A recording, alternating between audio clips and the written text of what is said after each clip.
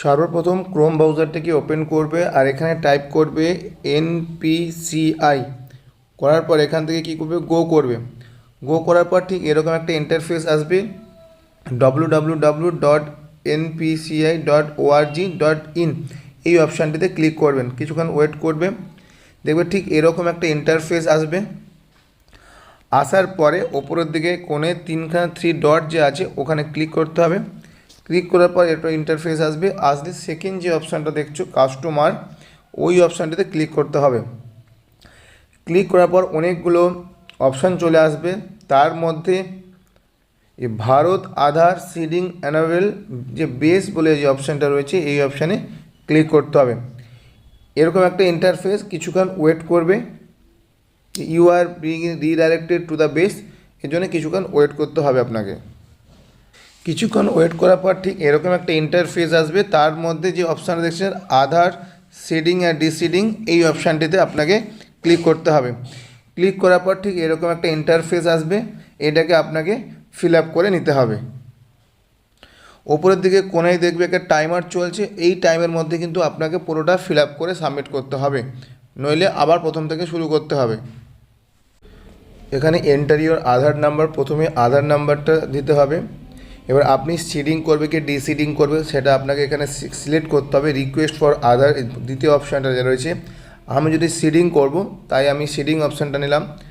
কোন ব্যাংকে করবো সেই ব্যাংকটা সিলেক্ট করতে হবে। আমি স্টেট ব্যাংকে সিলেক্ট করেছি। এখানে সিডিং টাইপ তিন রকমের রয়েছে, একটা হচ্ছে ফ্রেশ, আপনি নতুনভাবে করতে চাইছেন। আর একটা 2 নম্বর হচ্ছে movement same bank with other account, আপনার একই ব্যাংকে দুটো অ্যাকাউন্ট রয়েছে সেক্ষেত্রে ওই অপশানটা। Movement from one bank to other bank, যদি আদার্স কোনো ব্যাংকে আপনার অ্যাকাউন্ট হয়ে থাকে সেক্ষেত্রে ওই অপশানটা চুজ করতে হবে।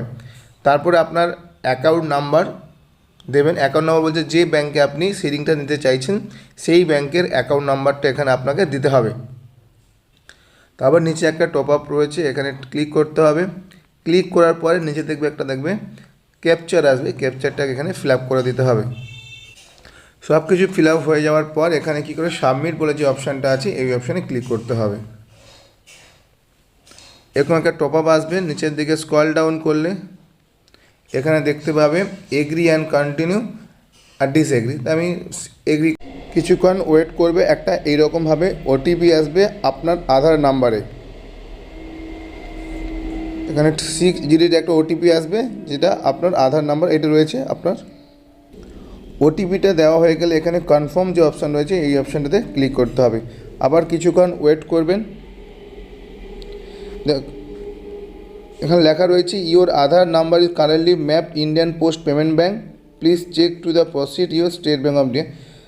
আমার এই নাম্বারটা মানে আমার আধার নাম্বারটা অন্য ব্যাঙ্কে সিডিং হয়ে আছে, আমি সেটাকে কি স্টেট ব্যাঙ্ক অফ ইন্ডিয়াতে করব কিনা সেটা কনফার্ম করতে বলছে। তা আমি ইয়েস কনফার্ম করব, তাহলে এখানে কনফার্ম অপশানটা ক্লিক করব।